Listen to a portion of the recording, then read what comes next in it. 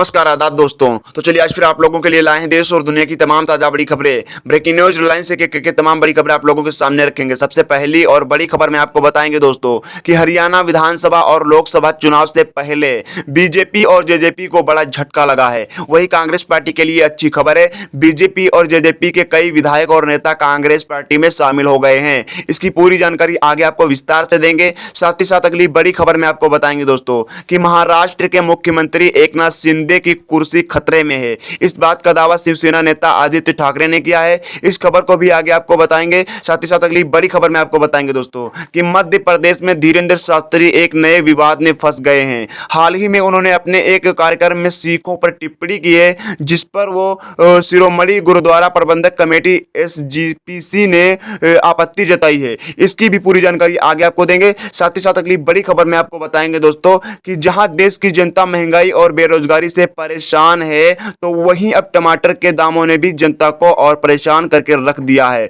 टमाटर के दाम लगातार बढ़ते जा रहे हैं। 40 से 50 रुपए वाले टमाटर अब 200 रुपए से ऊपर बिक रहे हैं। इसकी भी पूरी जानकारी आगे आपको देंगे। इससे पहले आपसे छोटी सी रिक्वेस्ट है कि वीडियो को लाइक करके ज्यादा से ज्यादा शेयर करिए और चैनल को सब्सक्राइब करके बेल आइकन को जरूर प्रेस कीजिए। बात करते हैं खबर की। जैसा कि हरियाणा में 2024 लोकसभा चुनाव के साथ साथ विधानसभा चुनाव भी होना है। चुनाव में अब ज्यादा समय नहीं बचा है और इसी बीच बीजेपी और जेजेपी को बड़ा झटका लगा है। वहीं दोस्तों पार्टी के कई नेताओं ने कांग्रेस पार्टी का दामन थाम लिया है। जिन लोगों ने पार्टी का दामन थामा है उसमें बीजेपी के 3 पूर्व विधायक हैं और जेजेपी के राष्ट्रीय सचिव ठाकुर राजा राम ने भी कांग्रेस पार्टी का दामन थाम लिया है। इस खबर को आप स्क्रीनशॉट में देख सकते हैं।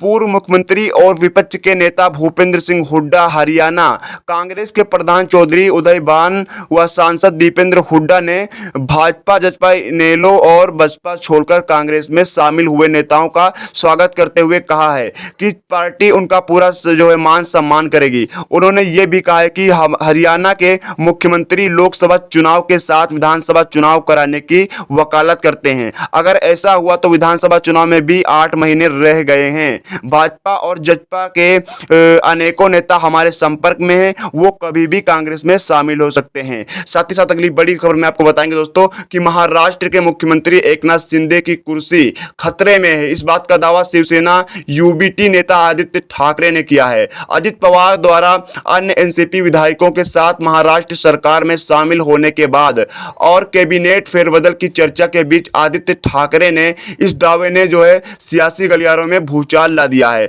अब दोस्तों सरकार में बड़े बदलाव को लेकर आदित्य ठाकरे ने ऐसे समय में दावा किया है जब ऐसी खबरें सामने आ रही हैं कि भाजपा द्वारा दरकिनार किए जाने और पवार के उत्थान की आशंकाओं के कारण शिंदे खेमे में परेशानी बढ़ रही है। अब दोस्तों आदित्य ने कहा है कि मैंने सुना है कि CM एकनाथ शिंदे को इस्तीफा देने के लिए कहा गया है और सरकार में कुछ बदलाव हो सकता है। हालांकि शिंदे ने NCP नेताओं को शामिल किए जाने को लेकर शिवसेना में विद्रोह से इनकार किया है और कहा है कि उनकी स्थिति को कोई खतरा नहीं है। नए मुख्यमंत्री की अटकलों को खारिज करते हुए भाजपा के प्रदेश अध्यक्ष चंद्रशेखर बावनकुले ने कहा है कि विपक्ष जानबूझकर भ्रम पैदा कर रहा है। शिंदे CM बने रहेंगे। शिवसेना नेता उदय सामंत ने कहा है हम इस्तीफा देने वाले नहीं बल्कि लेने वाले हैं। यहाँ दोस्तों आपको बता दें कि शिंदे को बदनाम करने के लिए ये सब किया जा रहा है। और दोस्तों अपने गठन ने 1 साल बाद शिंदे फडणवीस सरकार के अगले सप्ताह दूसरे कैबिनेट विस्तार की उम्मीद है। शिंदे ने शुक्रवार को लगातार दूसरे दिन फडणवीस के साथ बैठक की है। गठबंधन के भीतर मतभेदों की खबरों के बीच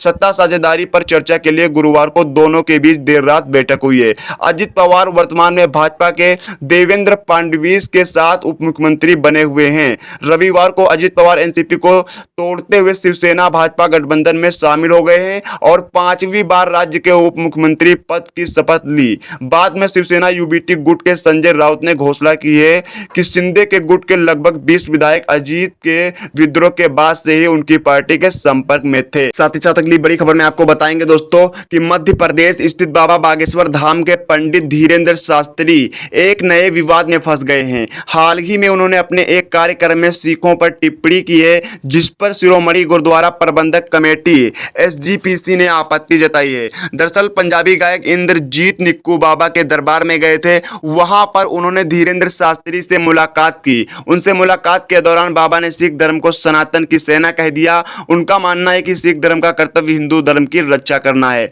अब दोस्तों पंडित धीरेन्द्र शास्त्री ने कहा है कि जब कश्मीरी पंडितों को मारा जा रहा था तो जो है 9वें गुरु श्री तेग बहादुर साहब उनकी रक्षा के लिए आगे आए हैं। अब दोस्तों उन्होंने उनकी रक्षा के लिए तलवार उठाई। सरदार हमारे सनातन धर्म की सेना है। उन्होंने आगे कहा कि 5 प्यारे सनातन धर्म की रक्षा के लिए ही वही सिख जो पगड़ी कृपाल रखते हैं वो भी सनातन धर्म की रक्षा के लिए जो भी गलत कहते हैं उनके मन में मैल है, उनकी बुद्धि को शुद्ध करने की जरूरत है। अगर सनातन धर्म की रक्षा करनी है तो इस सेना की जरूरत है। बागेश्वर बाबा के मुताबिक हिंदू धर्म में 9वें गुरु तेग बहादुर जी और 10वें गुरु श्री गुरु गोविंद सिंह जी की कथा गाई जाती है।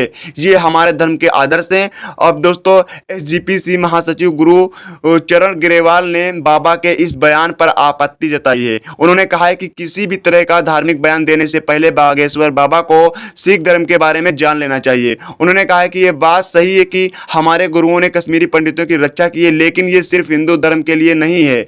सिख धर्म जुल्म के खिलाफ लड़ने के लिए बना था। किसी भी धर्म पर जुल्म होगा तो वो सिख खड़े होंगे। उन्होंने बाबा को 5 प्यारों के बारे में भी जो है पढ़ने की सलाह दी है। अब दोस्तों वही बागेश्वर बाबा के सामने पंजाबी गायक ने कहा था कि वो सिख धर्म की ओर से बाबा को धन्यवाद कहते हैं। उनके दरबार में सभी धर्मों का सम्मान है। इस पर भी एसजीपीसी ने आपत्ति जताई है। गुरु चरण ग्रेवाल ने कहा है कि पंजाबी सिंगर हमारे प्रतिनिधि नहीं है, उनको ऐसे बयान नहीं देना चाहिए। साथ ही साथ अगली बड़ी खबर में आपको बताएंगे दोस्तों कि देश भर में बरसात हो रही है और यही आपके किचन की जो है दुश्मन बन गई है। इस बरसात में साफ संकेत मिल चुके हैं कि टमाटर और बाकी सब्जियों के दाम में कोई राहत मिलने वाली नहीं है। साथ ही ये भी संकेत है कि टमाटर के दाम में और भी इजाफा देखने को मिल सकता है। जल्द ही टमाटर के थोक दाम 150 रुपए किलो टमाटर जा सकता है। इसका मतलब है कि अगले कुछ दिनों में टमाटर की कीमत 200 रुपए तक पहुंच सकती है। इस साथ अगली बड़ी खबर में आपको बताएंगे दोस्तों कि इस समय ज्योति मौर्य और आलोक मौर्य का मामला सुर्खियों में है। ज्योति मौर्य पीसीएस अधिकारी हैं और उनके पति सफाई कर्मचारी। दोनों के बीच आरोप और प्रत्यारोप का दौर जारी है तो लोग चटखारे लेकर किस्सा कहानी बना रहे हैं। ज्योति मौर्य ने तलाक की अर्जी लगाई है और मामला अदालत में लंबित है, लेकिन सवाल वही है कि किसने किसको धोखा दिया। आलोक का कहना है कि उनकी पत्नी का रिश्ता किसी और से है, लेकिन ज्योति मौर्य का कहना है कि शादी की बुनियाद ही झूठ पर थी। उसके साथ ही आलोक ने धोखा किया कि इन सबके बीच टाइम्स नाउ भारत से बातचीत में आलोक मौर्य ने विस्फोटक जानकारी दी है। उन्होंने कहा है कि 2008 में ज्योति और वो एक दूसरे से प्रेम कर रहे थे। साल 2010 में उन्होंने शादी की, इस बीच उनकी नौकरी लग चुकी थी। ज्योति को पता था कि वो कौन सी नौकरी कर रहे थे। अब दोस्तों जब पढ़ाई जारी रखने के लिए कहा तो वो जो है आलोक मौर्य ने उनके ऊपर कोई कमी नहीं बाकी छोड़ी। अब 2020 तक सब कुछ सही चलता रहा, लेकिन मनीष दुबे नाम का एक शख्स आया जिसके बाद परिवार बर्बाद हो गया। अब दोस्तों आप लोगों की इस पर अपनी क्या राय है वो कमेंट बॉक्स में जरूर लिखिए। साथ ही साथ वीडियो को लाइक करके ज़्यादा से ज़्यादा शेयर कीजिए और चैनल को सब्सक्राइब करके बेल आइकन को जरूर प्रेस कीजिए।